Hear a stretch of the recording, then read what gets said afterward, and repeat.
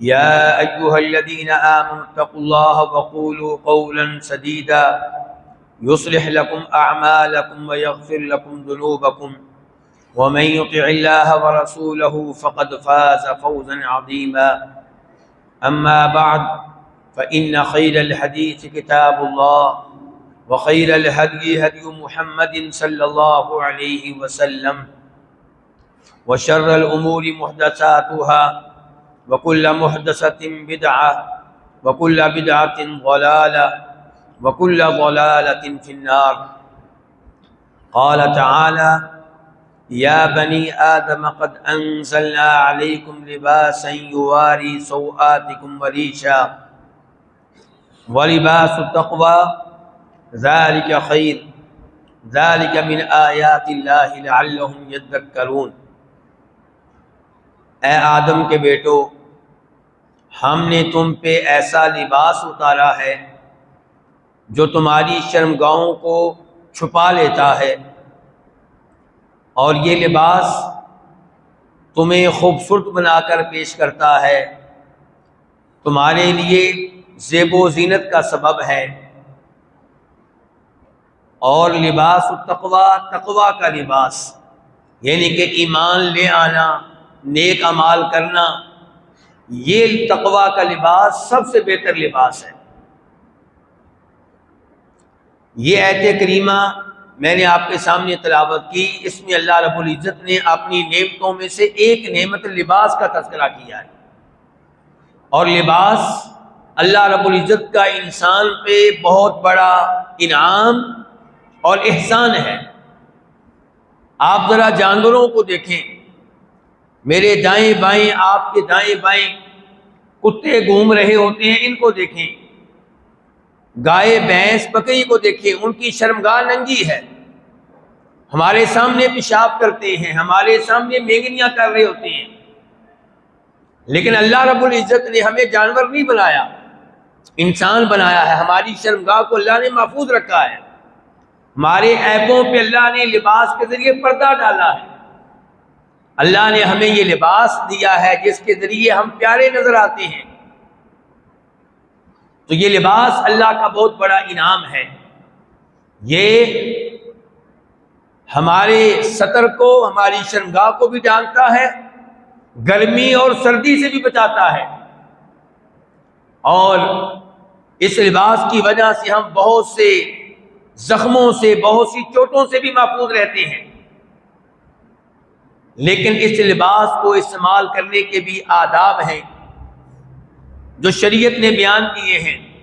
میں اور آپ جانتے ہیں کہ یہ دین کامل و مکمل ہے، اس میں ایک ایک چیز کے بارے میں رہنمائی کی گئی ہے. چنانچہ لباس کے معاملے میں بھی شریعت نے ہمیں بہت سی تعلیمات دی ہیں، بہت سے آداب بتائے ہیں. مجھے اور آپ کو چاہیے کہ ان آداب کا خیال کریں اور کوشش کریں کہ اس نعمت کے سلسلے میں دین اسلام کی تعلیمات کی ہم پاسداری کر سکیں. تو لباس کے معاملے میں پہلی بات یہ ہے، پہلا ادب یہ ہے کہ جب لباس پہنے تو دائیں جانب سے آغاز کریں. مثال کے طور پہ آپ شلوار پہننے لگے ہیں، پینٹ پہننے لگے ہیں، تو پہلے دائیں ٹانگ کو شلوار میں، پینٹ میں داخل کریں. جرابیں پہننے لگے ہیں، ساکس پہننے لگے ہیں، موزے پہننے لگے ہیں، تو پہلے دائیں پاؤں میں جراب پہنے، موزہ پہنے. امام بخاری اور امام مسلم دونوں روایت کرتے ہیں سیدہ عائشہ رضی اللہ تعالی عنہا سے کہ کان النبی صلی اللہ علیہ وسلم یعجبہ التیمن فی تناعلہ وترجلہ وفی طہورہ وفی شأنہ کلہ، کہ نبی علیہ الصلوۃ والسلام پسند فرماتے تھے کہ آپ جوتا پہنتے ہوئے دائیں جانب سے آغاز کریں، یعنی کہ پہلے جوتا دائیں پاؤں میں پہنے.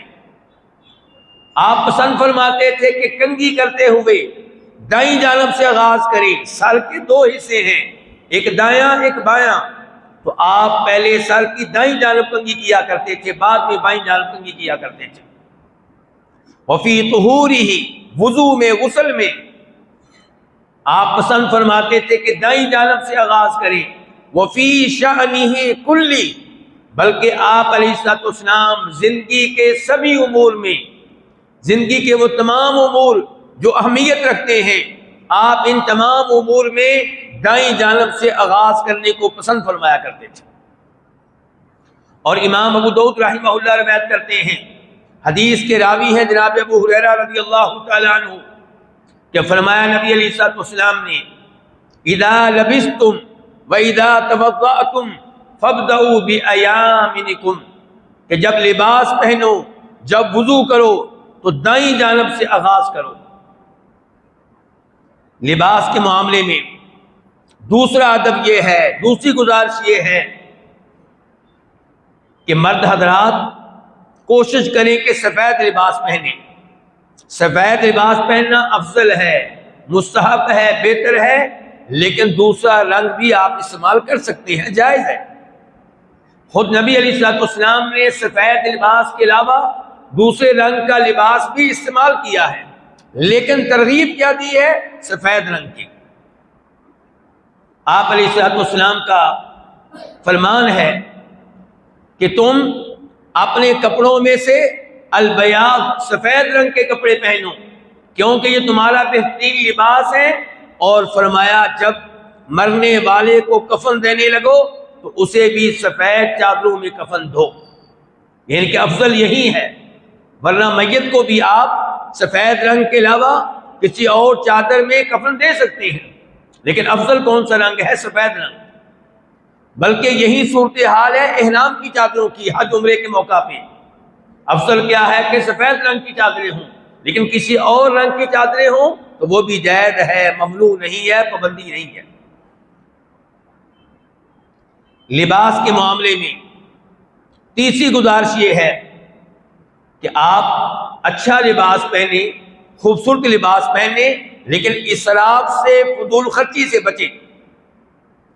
اللہ رب العزت قرآن حکیم میں ارشاد فرماتا ہے، قل من حرم زینت اللہ التی اخرج لعبادہ والطیبات من الرزق، کہ لوگوں کے اوپر کوئی پابندی نہیں ہے خوبصورت لباس پہننے میں۔ اللہ رب العزت نے جو زیب و زینت بندوں کے لیے پیدا کی ہے اس سے فائدہ اٹھائیں، شریعت کی طرف سے اس معاملے میں پابندی نہیں ہے، آپ زیب و زینت کا اہتمام کر سکتے ہیں۔ سورہ فرقان میں اللہ نے یہ بتایا کہ والذین اذا انفقوا لم یسرفوا ولم یقتروا وکان بین ذلک قواما، رحمان کے بندے کون ہیں، نیک لوگ کون ہیں، جو جب کسی بھی میدان میں مال خرچ کرتے ہیں تو اسراف سے، فضول خرچی سے بھی بچتے ہیں اور کنجوسی سے بھی بچتے ہیں۔ وَكَانَ بَيْنَ ذَلِكَ قَوَامًا، ان کا خرچ اعتدال پہ مبنی ہوتا ہے، فضول خرچی اور کنجوسی کے درمیان میں ہوتا ہے۔ امام مسلم رحمہ اللہ روایت کرتے ہیں جناب عبداللہ بن مسعود رضی اللہ تعالیٰ عنہ سے کہ نبی علیہ الصلوۃ والسلام نے ارشاد فرمایا، لا يدخل الجنۃ من فی قلبہ مثقال ذرۃ من کبر، وہ آدمی جنت میں داخل نہیں ہو سکے گا جس کے دل میں تکبر ہے، چاہے تھوڑا سا ہے، معمولی سا ہے، ایک ذرہ کے برابر بھی تکبر جس کے دل میں ہوگا جنت میں نہیں جا سکے گا۔ ایک صحابی سوال کرنے لگے، اللہ کے رسول علیہ السلام، ہم یہ چاہتے ہیں کہ ہمارے کپڑے پیارے ہوں، خوبصورت ہوں، ہم چاہتے ہیں کہ ہمارے جوتے خوبصورت ہوں۔ صحابی کے سوال کا مقصد یہ تھا کہ کیا یہ بھی تکبر ہے؟ تو آپ علیہ الصلوۃ والسلام نے فرمایا، ان اللہ جمیل یحب الجمال، اللہ تعالیٰ خود جمیل ہے، صاحب جمال ہے، خوبصورت ہے، اللہ خوبصورتی کو پسند کرتا ہے۔ بندے اچھا لباس پہنے اللہ پسند کرتا ہے، لوگ اچھا جوتا پہنے اللہ پسند کرتا ہے، یہ تکبر نہیں ہے۔ تکبر کیا ہے؟ الکبر بطر الحق وغمط الناس، تکبر یہ ہے حق بات آپ کو مل جائے اور آپ ماننے سے انکار کر دیں اور لوگوں کو حقیر جانیں۔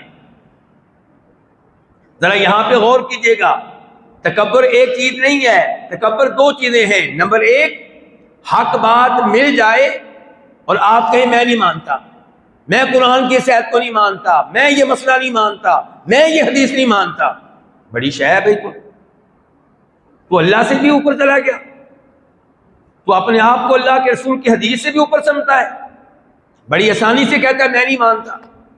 تو چیز کیا ہے؟ اپنی حیثیت دیکھ، اور تو کہتا ہے کہ میں اللہ کی بات کو نہیں مانتا، اللہ کہے سود حرام ہے تو کہتا ہے میں نہیں مانتا، اللہ کا نظام یہ ہے کہ بہنوں کی وراثت پہ آپ قبضہ نہیں کر سکتے، ان کا حق دیں، آپ کہتے ہیں میں نہیں مانتا۔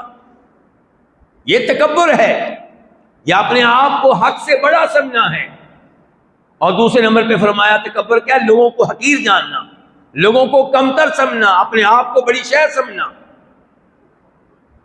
چونکہ میرا تعلق فلاں برادری سے ہے اس لیے میں اس آدمی سے بہتر ہوں، اس کی برادری جو ہے وہ ہلکی ہے، میرے پاس یہ ڈگری ہے، میرے پاس یہ عہدہ ہے، میں بہت بڑا افیسر ہوں، یہ ملازمین یہ کیڑے مکوڑے ہیں، ان کی کوئی حیثیت نہیں میرے سامنے۔ تو دوسروں کو حقیر جاننا یہ بہت بڑا جرم ہے۔ تو اس حدیث کو آپ کے سامنے کیوں رکھا گیا؟ یہ بتانے کے لیے کہ اسراف کے بغیر، فضول خرچی کے بغیر اچھا لباس پہننے پہ کوئی پابندی نہیں ہے، اچھے جوتے پہننے پہ کوئی پابندی نہیں ہے، جب تک کہ وہ لباس شریعت کے خلاف نہ ہو، شریعت کی تعلیمات کے خلاف نہ ہو۔ لباس کے تعلق سے چوتھی گزارش یہ ہے کہ جمعہ کے دن خطبہ جمعہ کے لیے اچھا لباس پہننے کی کوشش کریں، جب مہمان آئیں اچھا لباس پہننے کی کوشش کریں۔ امام بخاری رحمہ اللہ روایت کرتے ہیں الادب المفرد میں، سیدہ اسماء بنت ابی بکر رضی اللہ عنہما کے غلام ہیں عبداللہ، یہ عبداللہ کہتے ہیں کہ سیدہ اسماء نے ایک جبہ نکالا، مجھے دکھایا، جس کے اوپر ایک ریشمی پٹی بھی لگی ہوئی تھی، اور فرمانے لگی کہ یہ جبہ نبی علیہ الصلوۃ والسلام کا جبہ ہے، اور یہ آپ تب پہنتے تھے جب جمعہ کا دن ہوتا تھا، اور تب پہنتے تھے جب وفد آتا تھا، مہمان آتے تھے۔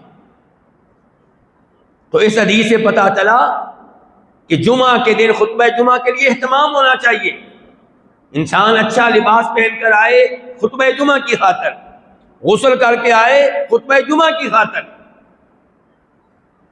جس قدر آپ خطبہ جمعہ کا اہتمام کریں گے اسی قدر آپ اور میں اللہ تعالیٰ کی رضا کو سمیٹیں گے، اللہ کی رضا کو حاصل کریں گے۔ لباس کے تعلق سے پانچویں گزارش یہ ہے کہ اگر کوئی لباس میں تواضع اختیار کرتا ہے، سادگی اختیار کرتا ہے تو یہ بالکل ٹھیک ہے، اس میں کوئی حرج نہیں ہے، ستھرا لباس ہو لیکن سادہ، اچھی بات ہے۔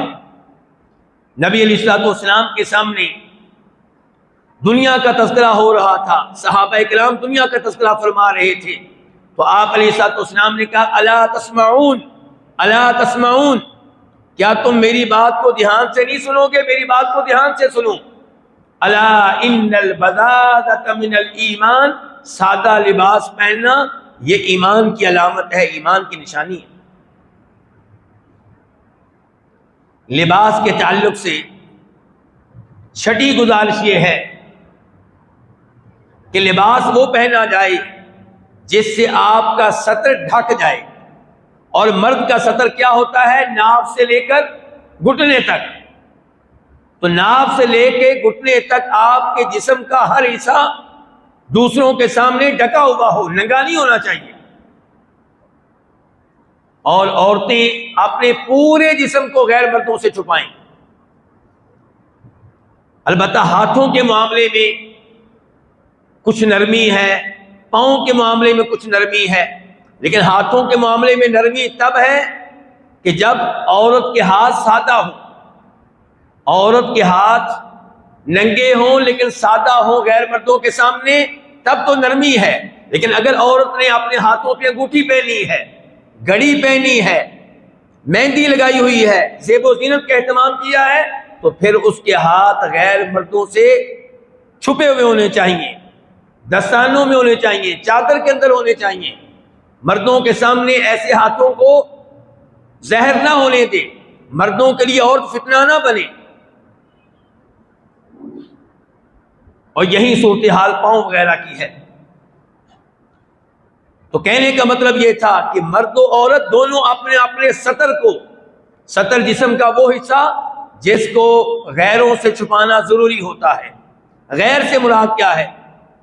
مرد کے لیے بیوی کے علاوہ سب غیر ہیں، عورت کے لیے خامند کے علاوہ باقی غیر ہیں۔ تو سطر کو ڈھانکیں، یہاں اب بات سطر کی ہو رہی ہے۔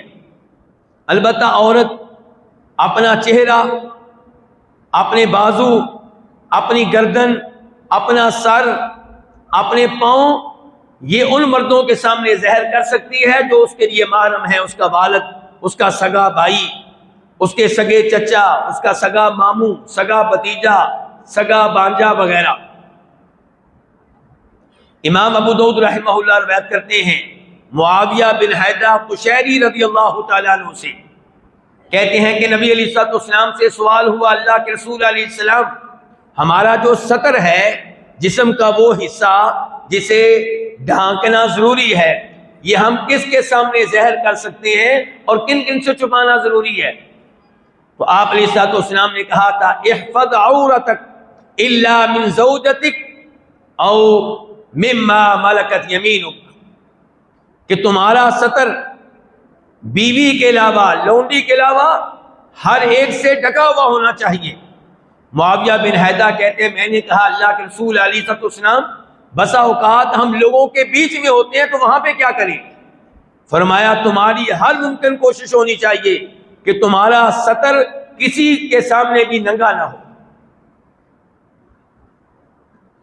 پھر سوال ہوا اللہ کے رسول علیہ السلام، بسا اوقات مرد اکیلا ہوتا ہے، انسان تنہائی میں ہے، کوئی دیکھنے والا نہیں ہے، تو کیا تب ننگا ہو سکتا ہے، بے لباس مکمل طور پہ ہو سکتا ہے؟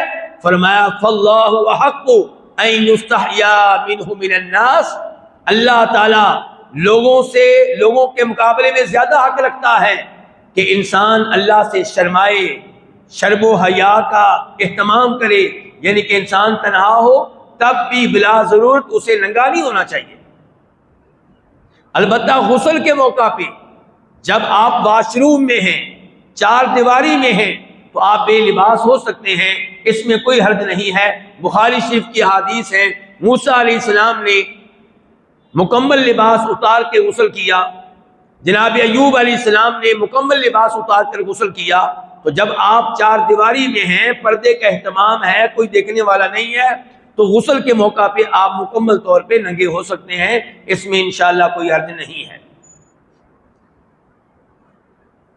لباس کے تعلق سے مرد حضرات کی بات ذہن میں رکھیں کہ ان کو خالص ریشم استعمال کرنے کی اجازت نہیں ہے۔ جناب عمر فاروق کہتے ہیں کہ نبی علیہ السلام نے فرمایا لا تلبسوا الحریر، ریشمی لباس مرد نہ پہنے، جو دنیا میں ریشمی لباس پہنے گا وہ آخرت میں ریشمی لباس پہننے کی نعمت سے محروم رہے گا۔ اور امیر المومنین جناب علی کہتے ہیں، مسلم شریف کی حدیث ہے کہ نبی علیہ السلام نے مجھے ریشمی لباس بھیجا، میں نے پہن لیا، تو جب آپ نے مجھے دیکھا تو آپ کے چہرے پہ غصے کے نشانات تھے، تو آپ علیہ السلام نے مجھے کہا کہ میں نے یہ لباس تمہیں اس لیے نہیں بھیجا کہ تم خود پہنو، ان چادروں کو پھاڑ کر دوپٹے بنا کر اپنے گھر کی عورتوں میں تقسیم کر دو۔ چنانچہ جناب علی کہتے ہیں کہ میں نے پھر وہ چادریں دوپٹے بنا کر اپنے گھر کی عورتیں فاطمہوں میں تقسیم کر دی، یعنی کہ نمبر 1 فاطمہ بنت محمد صلی اللہ علیہ وسلم جو جناب علی کی وائف ہیں، نبی علیہ السلام کی بیٹی ہیں، جنت کی عورتوں کی سردار ہیں، ان کو ایک دوپٹہ دے دیا۔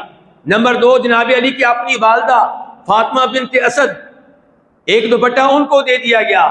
تیسرے نمبر پہ امیر سید الشہداء جناب حمزہ رضی اللہ عنہ جو جناب علی کے بھی چچا ہیں اور نبی علیہ السلام کے بھی چچا ہیں، ان کی بیٹی فاطمہ تھی، ایک دوپٹہ ان کو دے دیا گیا۔ تو مردوں کو ریشمی لباس استعمال کرنے کی اجازت نہیں ہے، البتہ 2 انگلیاں، 3 انگلیاں، 4 انگلیوں کے برابر ریشمی لباس کا، ریشمی کپڑے کا ٹکڑا وہ کہیں استعمال کر سکتے ہیں۔ مثال کے طور پہ ریشمی کپڑے کی پٹی وہ اپنی آستینوں پہ استعمال کرنا چاہتے ہیں یا گریبان وغیرہ میں استعمال کرنا چاہتے ہیں زیب و زینت کے لیے، تو 2 انگلیوں کے برابر، 3 انگلیوں کے برابر، 4 انگلیوں کے برابر ان کو ریشمی پٹی استعمال کرنے کی اجازت ہے، اس سے زیادہ نہیں۔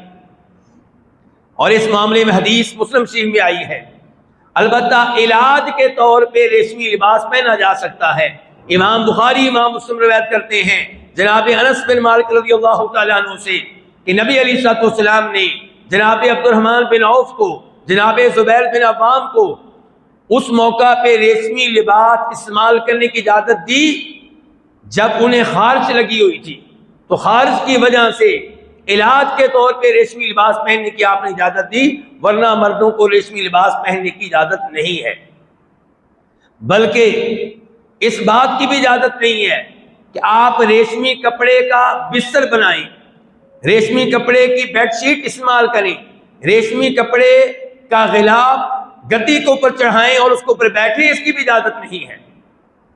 جناب حذیفہ بن یمان رضی اللہ تعالیٰ عنہ کہتے ہیں کہ نبی علیہ الصلوۃ والسلام نے ہمیں سونے چاندی کے برتنوں میں کھانے پینے سے منع کیا ہے، اور ہم مردوں کو ریشمی لباس استعمال کرنے سے منع کیا ہے، اور ریشمی کپڑے کے اوپر بیٹھنے سے بھی آپ نے منع کیا ہے۔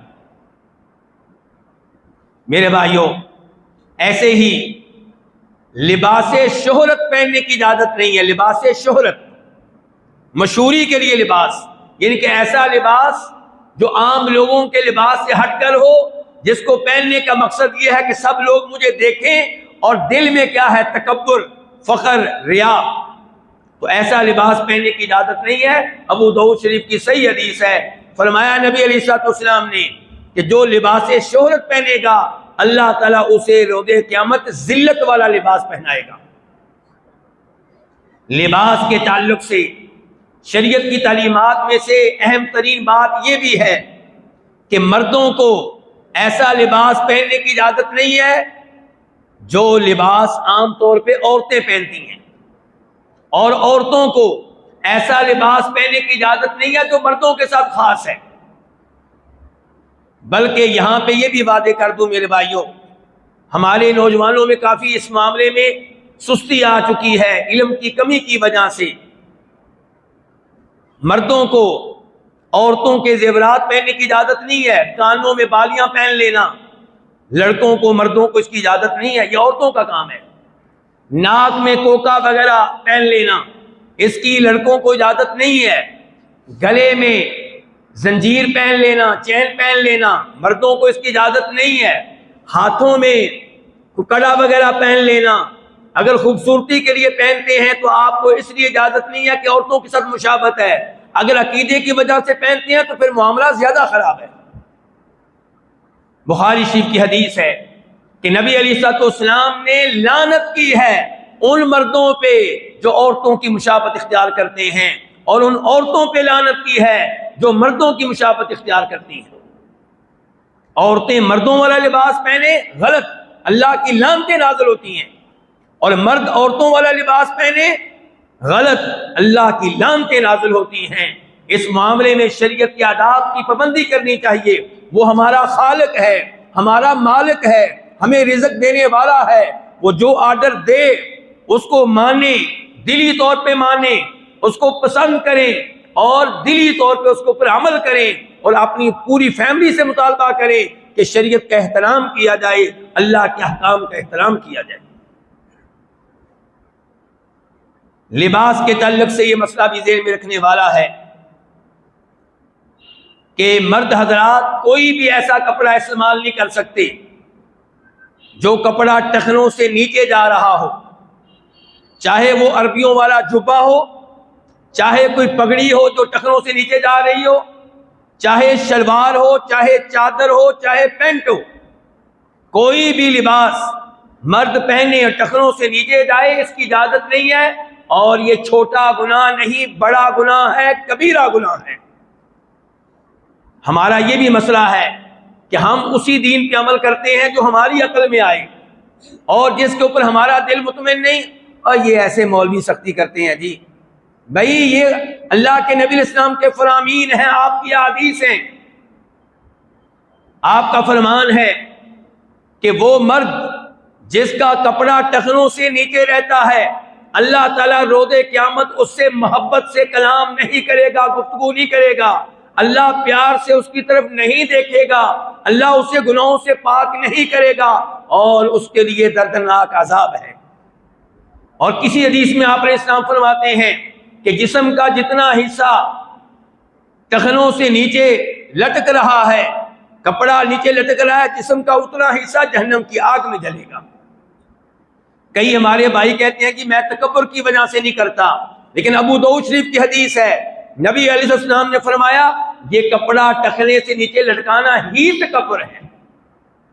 البتہ جناب ابو بکر کی طرح اگر کوئی ایسا آدمی ہے جس کے جسم میں کوئی مسئلہ ہے، وہ چادر نیچے کرتا ہے، بار بار کرتا ہے، چادر بار بار اوپر کرتا ہے، وہ بار بار نیچے ہوتی ہے، وہ پھر اوپر کرتا ہے، وہ پھر نیچے ہوتی ہے، تو انشاءاللہ اسے گناہ نہیں ملے گا۔ اس کی نیت بھی صحیح ہے، کوشش بھی کرتا ہے، بار بار اوپر کرتا ہے، تو اسے گناہ نہیں ملے گا۔ باقی مردوں کو یہ مسئلہ ذہن میں رکھنا چاہیے، اور یہ 24 گھنٹے کا مسئلہ ہے، یہ صرف نماز کا مسئلہ نہیں ہے۔ چادر کو، شلوار کو ٹخنوں سے اوپر رکھنا یہ 24 گھنٹے کا مسئلہ ہے، صرف نماز کا مسئلہ نہیں ہے۔ آپ گھر میں تنہا ہو تب بھی آپ کی شلوار، آپ کی پینٹ ٹخنوں سے اوپر ہو۔ اللہ رب العزت سے دعا ہے اللہ تعالیٰ یہ نعمت جو لباس کی ہمیں اللہ نے دی ہے، اس میں اپنا شکر ادا کرنے کی توفیق دے، اور اپنے رسول کی تعلیمات میں عمل کرنے کی توفیق دے، اور اللہ تعالیٰ نبی علیہ السلام کی تعلیمات کی خلاف ورزی سے محفوظ رکھے۔ وآخر دعوانا ان الحمدللہ رب العالمین۔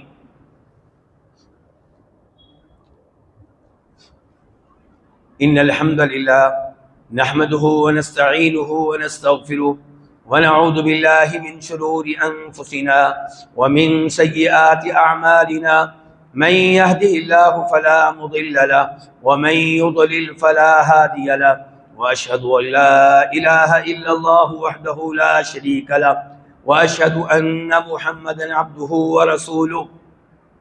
لباس کے آداب میں یہ بھی ہے کہ لباس کی نعمت پہ اللہ کی حمد و ثنا بیان کریں۔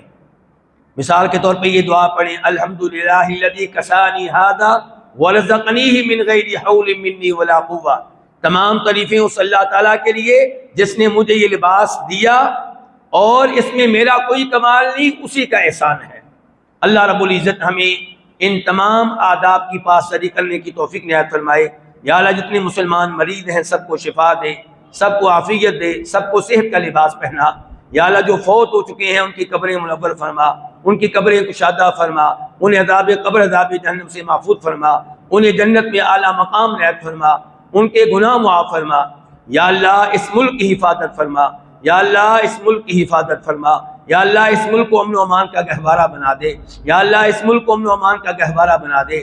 یا اللہ یہاں کے حکمرانوں کو اس ملک میں شریعت کا نظام نافذ کرنے کی توفیق دے۔ یا اللہ مجھے اور ہم سب کو توفیق دے کہ ہم اپنے اپنے گھروں کی چار دیواری میں شریعت کا نظام نافذ کریں۔ یا اللہ ہمارے بچوں کے دین اور ایمان کی حفاظت فرما۔ یا اللہ ہمیں جب موت دینا ایمان، اسلام اور توحید کو پر دینا۔ یا اللہ مظلوم مسلمان جہاں پہ بھی ہیں ان کی مدد فرما۔